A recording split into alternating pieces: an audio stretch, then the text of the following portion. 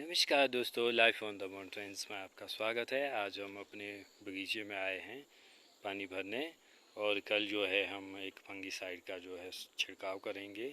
उम्मीद है कि आप तंदुरुस्त होंगे, अच्छे होंगे, स्वस्थ होंगे। तो पहले मैं आपको ये प्यारा व्यू दिखा देता हूँ।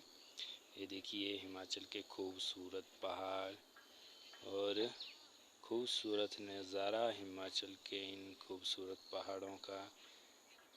बादल भी छाए हैं हल्के फुल्के और कहीं धूप भी है।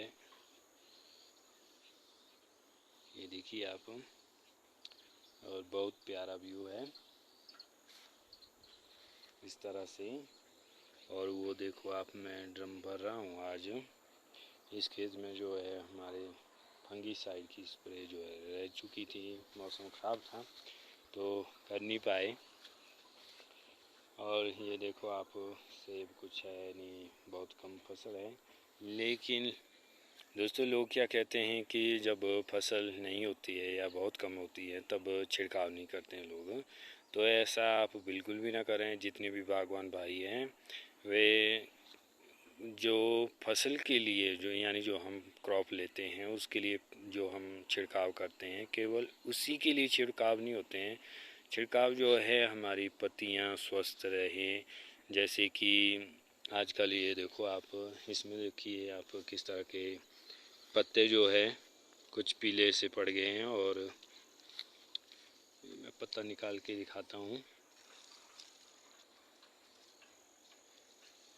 छोटे छोटे पत्ते हैं, कुछ बड़े पत्ते भी। और इसमें जो है कुछ धब्बे से आपको दिखाई देंगे। ये शायद दिखाई नहीं दे रहा आपको।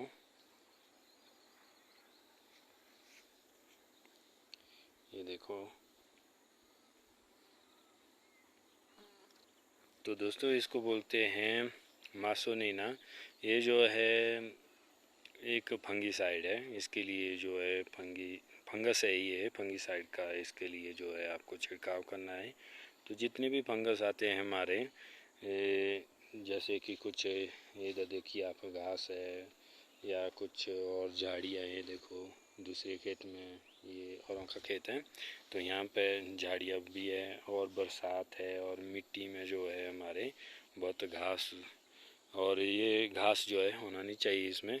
और अगर आपको अपना बगीचा और आपके पेड़ पौधे आप स्वस्थ रखना चाहते हैं तो मैं समझता हूँ कि हर बागवान भाई को ये अपने बगीचे के सारे जो जो घास उग रही है पौधे के नीचे आसपास, तो 6 इंच से ज़्यादा उसको बढ़ने न दें। उसको जो है मशीन से काटिए या दराटी से कुछ भी करके। तो 6 इंच से ज़्यादा दोस्तों उसको ना रखें, क्योंकि उसमें भी फंगस होता है। और जब उसको काटते हैं तब उसके पास जो है फंगस आसपास जो तना है, जैसे तने से ऊपर चढ़ के पेड़ में या फिर एग्स देंगे, उसके बाद दोबारा से उसमें फंगस जो है ज़्यादा से ज़्यादा तैयार होता है। और उसके लिए शुरू से आपको एक रूटीन बनाना पड़ता है, एक शेड्यूल तैयार करके। और उसमें जैसे आप बगीचा देखो अपने, उस बगीचे में अगर आपको लगता है कि पत्ते पीले पड़ गए हैं, लाल धब्बे उसमें काले धब्बे हैं, या छोटे हुए मुड़े हुए सिकुड़े हुए कुछ पत्ते हैं, छोटे पत्ते आते हैं कई बार, तो ये सारे फंगस के जो है अटैक के जो है थोड़े से सिम्टम्स इस तरह से कुछ दिखेंगे।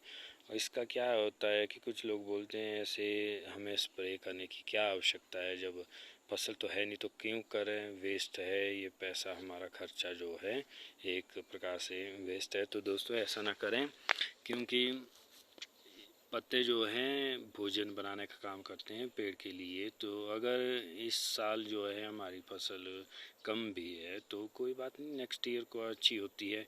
और वो इसलिए कम होती है क्योंकि जो लास्ट ईयर की हमारी फसल होती है उसमें शायद ओवर क्रॉप होती है, या फिर ये जो किसी के पॉलिनाइज़र है वो क्या बोलते हैं, लास्ट ईयर अगर उनके फूल उसमें थे, इस साल जो है उसमें फूल नहीं होंगे।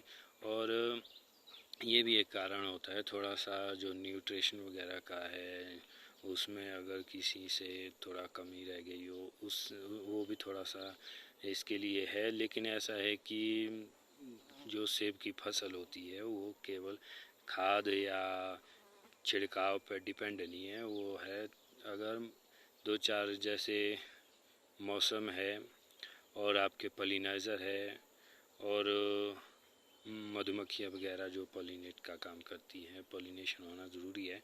तो ये 2-4 बातें होती हैं मैंने, और बाकी स्प्रे और छिड़काव तो थोड़ा सा सहारा होता है फसल के लिए कि इसको हमने अच्छे से अच्छा बनाना है। तो पूरा डिपेंड क्या बोलते शेड्यूल, वो जो हम खाद डालते हैं, फर्टिलाइज़र वगैरह जो कुछ भी हम डालते हैं, या कोई ऑर्गेनिक डाल रहा है, कोई केमिकल साइड से कुछ भी करके, या कोई गोबर डालता है। तो कुछ लोग जो है गोबर, क्योंकि हमारे पास भी एक खेत है जहाँ हमने ना स्प्रे करी थी और ना हमने गोबर डाला था, ना कोई खाद, और वहाँ से हमने लगभग 50% क्रॉप जो है लिया था। तो वहाँ जो है पॉलिनाइज़र 50% के आसपास है या 40% है, ऐसे है। यानी ज़्यादा वहाँ पॉलिनाइज़र भी है, और जितना पॉलिनाइज़र उतना वहाँ रॉयल भी है।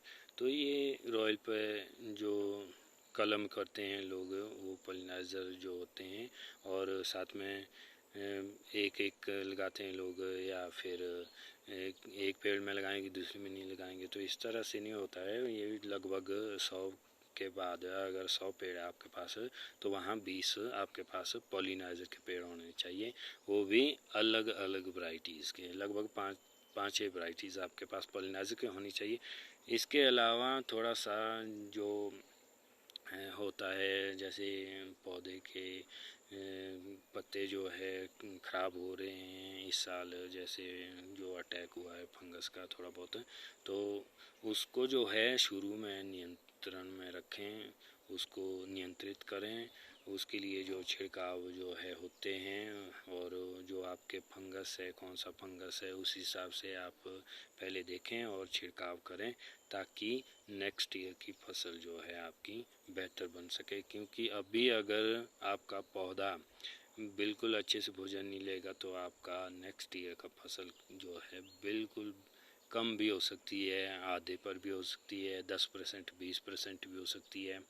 तो अभी जो है छिड़काव करना चाहिए, ज़रूरी है। क्योंकि अब अगर आपके अभी जो है पत्ते अच्छे होंगे, तो भोजन बनाने का जो मैं कह रहा था कि सबको पता है, आज साइंस सब ने पढ़ी है, और पत्ते भोजन जब अच्छे से बना पाएंगे, और हमारे बीमा और हमारा पेड़ जो है स्वस्थ रहेगा, तभी नेक्स्ट ईयर को अच्छी फसल होगी।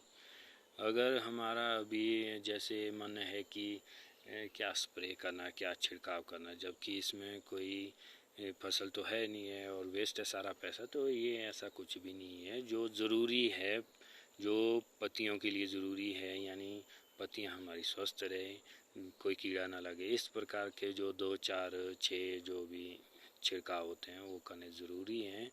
ऐसा बिल्कुल भी ना सोचें कोई भी बागवान की इस साल सेब की फसल है नहीं तो हमें कोई छिड़काव करने की आवश्यकता नहीं है, तो उससे नेक्स्ट ईयर की फसल के लिए आपको बहुत सारा नुकसान हो सकता है।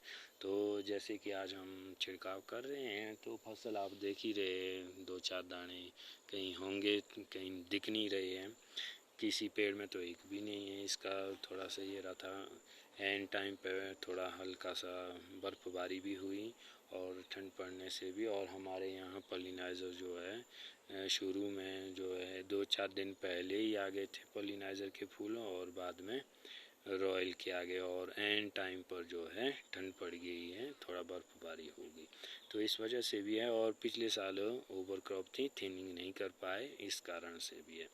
तो दोस्तों मिलते हैं अगले वीडियो में। आप छिड़काव करते रहें, जो ज़रूरी है वो करें, और अपने पेड़ पौधों को स्वस्थ रखें, ताकि नेक्स्ट ईयर की फसल भी आपकी अच्छी हो। तब तक के लिए नमस्कार।